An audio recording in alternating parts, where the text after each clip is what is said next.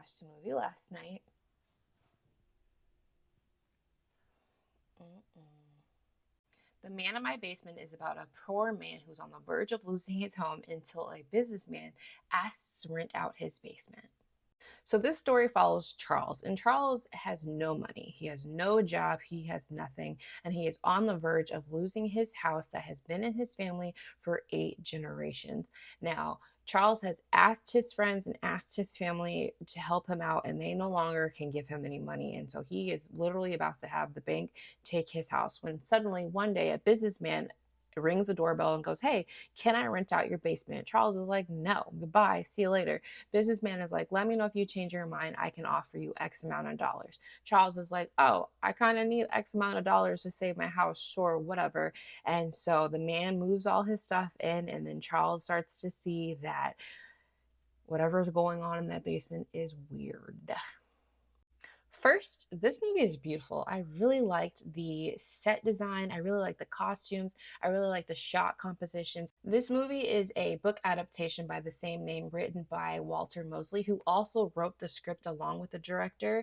And I feel like the problem with that is Walter did not know how to kill his darling, and he did not know what to leave out of the script to make this a easier digestible movie. This movie probably would have worked a lot better if it was a limited series, just because there was so much going on and so much to focus with. You have Charles, who's down on his luck, he's broken, but he also has wanted to leave this town but never could leave this town. Therefore, he had to watch the girl from his childhood grow up and get with his best friend. He has childhood trauma from this house that we discover. He doesn't have a job and can't get a job because his name is tainted in the neighborhood. He also has a man that's living in his basement and we don't know why.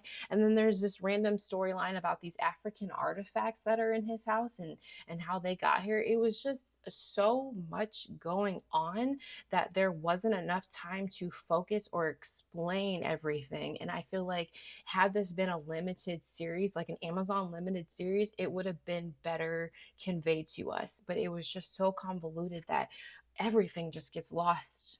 I really wish this movie was darker and creepier and more mysterious because it had that feeling, it had that options, but then we're getting taken away by concentrating on these African artifacts that doesn't really push the story further. But it could have been so much better had there been way more edits to the script. Have you seen this movie? What did you think? Like, comment, and share this video with your friends. I'm Hey Shantae, and what movie did you watch last night?